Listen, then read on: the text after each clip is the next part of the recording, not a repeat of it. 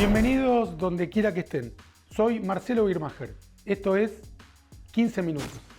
En esta emisión vamos a reflexionar sobre qué vigencia tienen las categorías de izquierda y derecha en términos políticos en Latinoamérica. La definición de izquierda y derecha proviene de la Revolución Francesa, en donde se ubicaban en el edificio donde se tomaban las decisiones. Ni bien había sucedido la revolución, los jacobinos, que representaban lo que hoy llamaríamos izquierda, porque efectivamente estaban a la izquierda de los conservadores espacialmente. Luego se adjudicó a la izquierda ciertas propiedades políticas y a la derecha las contrarias o con matices, pero en extremos opuestos del sistema político.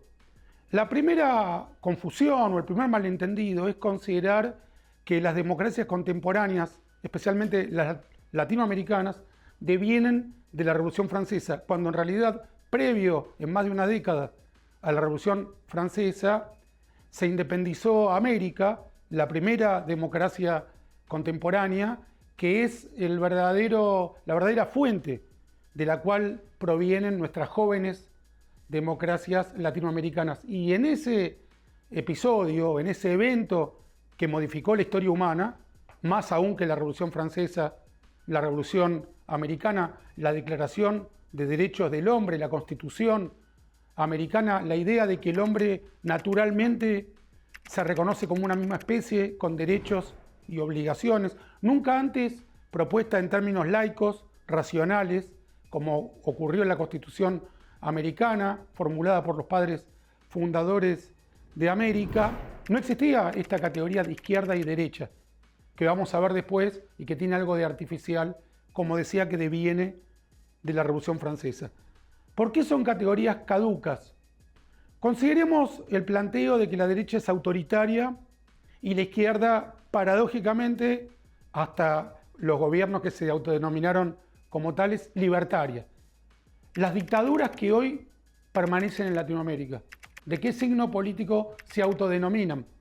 Venezuela, Nicaragua, la más longeva de todas las dictaduras hispanoparlantes, por lejos mucho más larga que la hasta entonces más prolongada, que fue la de Francisco Franco, la dictadura castrista liderada por Díaz-Canel ahora en Cuba.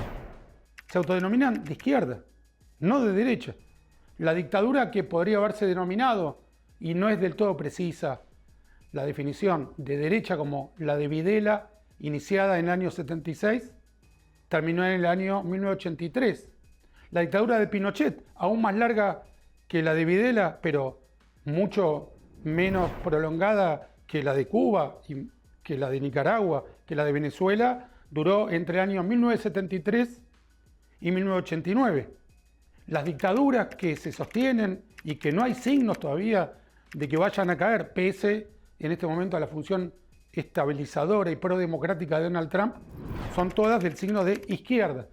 De modo que considerar que la izquierda lucha contra las dictaduras o que la izquierda propone un sistema de convivencia más relajado o más democrático que, entre comillas, las derechas, no solo es un malentendido, es una mentira flagrante. Ese es el punto uno. Luego, la distribución de la riqueza. Se consideraba que la izquierda tenía más enjundia en distribuir el Producto Bruto que lo que consideramos, digo ya, reitero, de manera caduca, las derechas. Sin embargo, el caso argentino, la presidencia de Mauricio Macri, 2015-2019, termina su gobierno sin poder concluir la reelección, se presenta y pierde, criticado por amplios sectores de la opinión pública, por la inflación, por el crecimiento de la pobreza, pero comparativamente con el gobierno que se autodenominaba de izquierda, no en términos literales, pero esa era la presunción del propio gobierno y de quienes lo votaron, Alberto Fernández, Cristina Fernández de Kirchner como vicepresidenta, incrementaron a niveles exponenciales la pobreza y la inflación. Terminó siendo más equitativo el gobierno de Macri, mucho más equitativo que el de Alberto Fernández. En términos de corrupción, es incomparable la corrupción con el gobierno de Macri, los casos que pudieron haber sucedido, con la corrupción que acumula la alternativa, siempre entre comillas, de izquierda, de Cristina Fernández de Kirchner y Alberto Fernández, en todos los órdenes, especialmente que determinó la caída del gobierno de Alberto Fernández, siempre en términos legales, la elección del presidente Milei en medio de la pandemia, en medio de decenas de miles de muertos. Había corrupción tanto económica como de las costumbres. Se obligaba a la población a cumplir ciertos requisitos que el poder, los integrantes del gobierno de Fernández, no solo no cumplían, sino que transgredían sobradamente. Estos pequeños ejemplos, la perdurabilidad de las dictaduras de izquierda, la mayor igualdad en los gobiernos que se conocen como de derecha, alcanzarían para determinar que ya no existen categorías de izquierda y derecha en términos de que la izquierda hace más hincapié en la distribución y la derecha hace más hincapié en la propiedad privada. Ya no hay un parámetro que pueda justificar esa división en bandos. ¿Cuáles son los parámetros que hoy sí pueden seguir determinando una diferencia polar, una diferencia de antagonía entre dos propuestas políticas: autoritarismo o libertad? Cuando hablamos de autoritarismo, nos tenemos que incluir en el terreno geopolítico. De un lado, podemos ver con claridad los tentáculos de la República Islamo-Nazi de Irán. Muy recientemente reaparecieron las pruebas de intervención de Hamas, de Hezbollah, en países de nuestra región como Venezuela.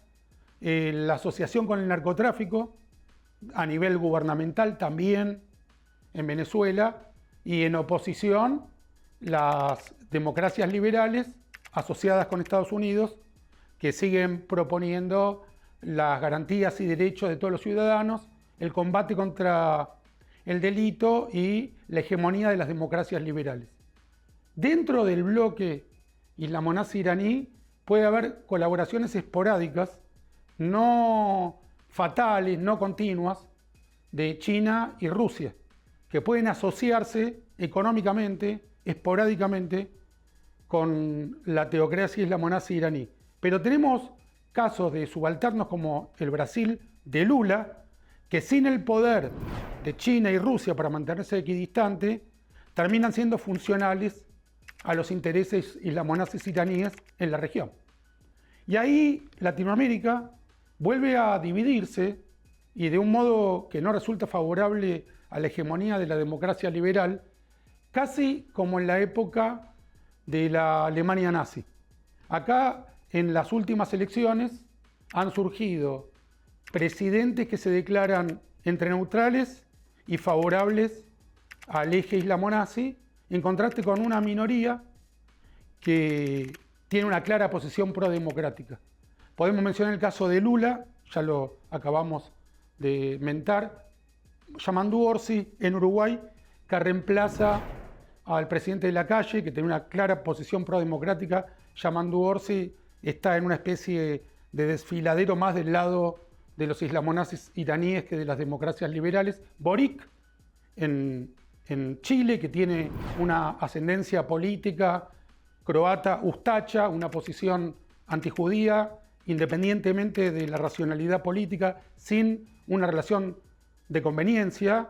De hecho, Boric puede ser crítico con la dictadura venezolana, que ahí sí se entiende que en el esquema económico chileno le convenga seguir asociado con las democracias liberales, pero su odio contra el pueblo judío es independiente de una conveniencia práctica que uno pueda deducir.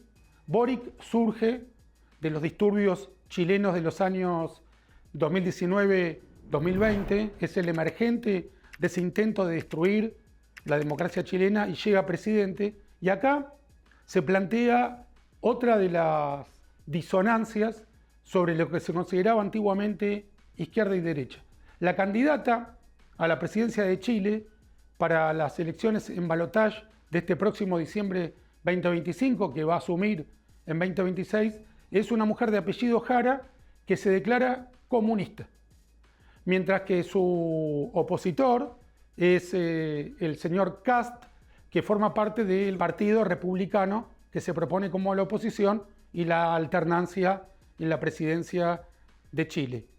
Los opositores a Jara y Boric, presidente en curso, son a menudo denominados en la prensa como ultraderechistas. Se los considera extremistas de la derecha. También se denomina extremistas de derecha a los políticos democráticos de Europa que están en contra de la invasión islamonazi de Europa. Por algún motivo se los considera de ultraderecha, por más que defienden las elecciones sentimentales entre adultos libremente, perdón la redundancia, electas, defienden la libertad de circulación y la libertad de expresión contra el islamonicismo en Europa. Son considerados de extrema derecha. Lo mismo de varios candidatos chilenos, pero Jara, que no tiene empacho en decir que es comunista, que viene del Partido Comunista, no es considerada de ultraizquierda, ni autoritaria, ni estalinista.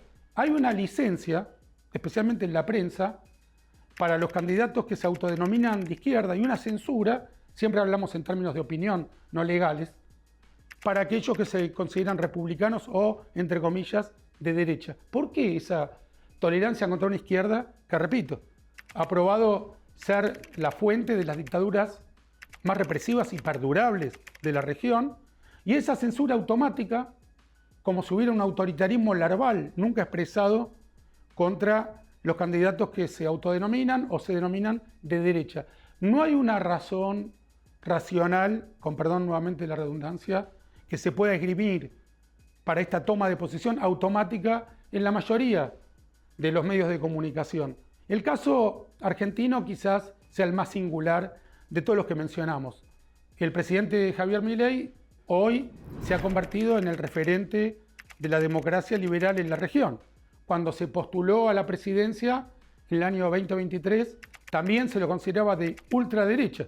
Hoy representa la tolerancia, la libertad, el respeto por la propiedad privada, por la opinión, en contraste con el avance de la República Islamonazi de Irán, también en nuestra región. La singularidad argentina está determinada también por el peronismo, un movimiento político, mucho más que un partido, un movimiento político populista que no tiene paralelo en ningún otro país de la región ni del mundo.